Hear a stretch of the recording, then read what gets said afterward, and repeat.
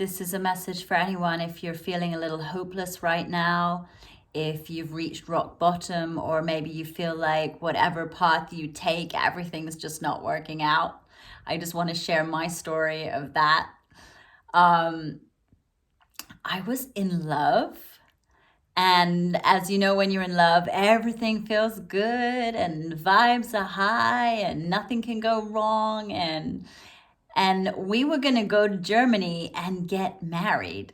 Okay, so not only were we going to get married in Germany, but we were going to have a big love festival in Malta in September, October. Like we had it all planned out. Me and my partner, we were like, yeah, this is feeling so good. Everything is amazing. My very unstable landlord said that I couldn't live with my partner in Gozo, that I could only have the apartment to myself, that I couldn't share it with him. And I was like, well, if I'm getting married, what is the point of keeping an apartment that I can't share with my partner? So gave up the apartment, sold my furniture in one day, and we headed to Germany because my partner had been on the island of Gozo for 4 months, which is where we met. And he needed to go back and replenish his bank account in Germany. He's a very well-known tattoo artist in Germany. He does realism art. And he needed to go and make some money. So off we go to Germany, all high of hopes and all feeling amazing. And then my partner slipped into a very deep depression. You're not really allowed to mention this kind of depression on YouTube, so I'm just going to tell you it's SUICIDAL depression.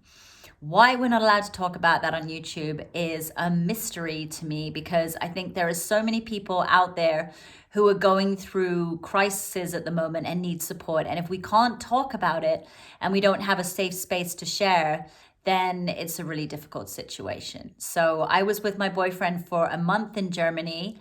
I could not talk to anybody. It turns out that only about 20% of people there spoke English.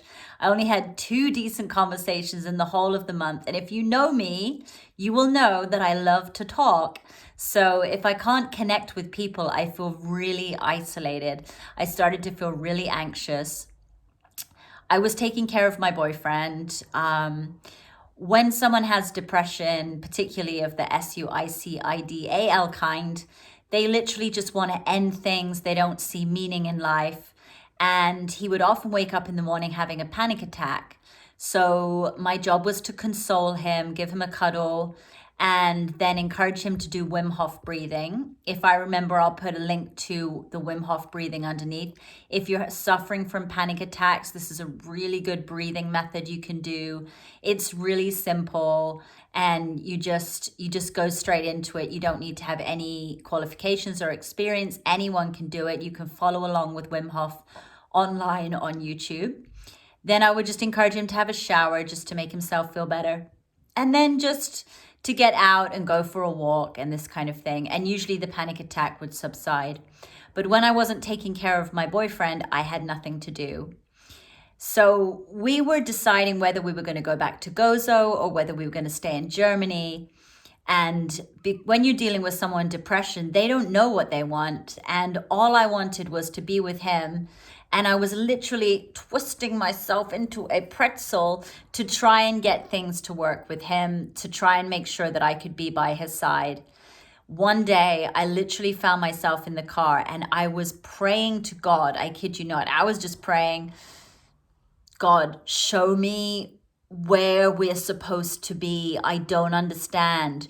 Being a Brexit refugee makes it really hard to be in another country. Although I could have applied for residency in Germany, I could have tried to get a job, but there were no English speaking jobs. So I was really, really stuck. I didn't feel like I could be myself there. I don't know. There's nothing against Germany, but it's very straight, let's say. It's just very straight, right?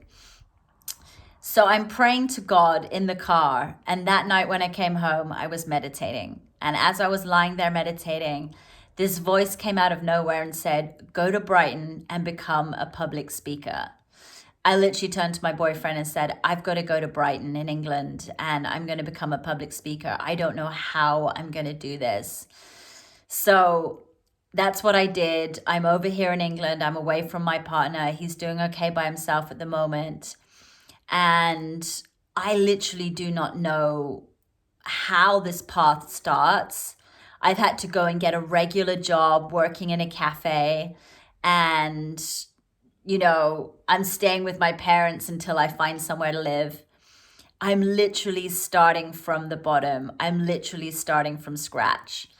But I had this, aside from the voice with the guidance, I had this moment of going, oh my God, this is too much. This is too much. This is too much of a challenge. I'm starting in a country where I don't have a network.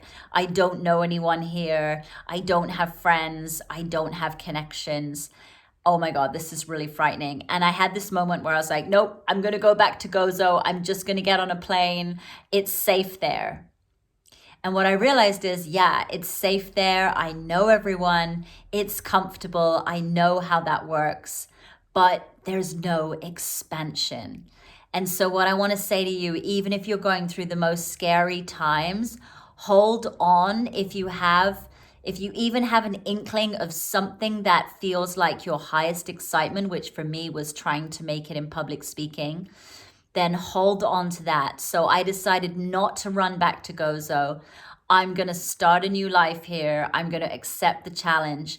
And it feels so much more of an expansion than if I just carted myself off to somewhere that's familiar and comfortable, like I know what it's like to live the chill life in Gozo. And for anyone that's been following me on Patreon, you'll know it's beautiful. You'll have seen my underwater photography, my underwater music videos. As I dive in the turquoise sea, I can walk outside of my house in my bare feet and just don't wear any makeup and just chill in the sun.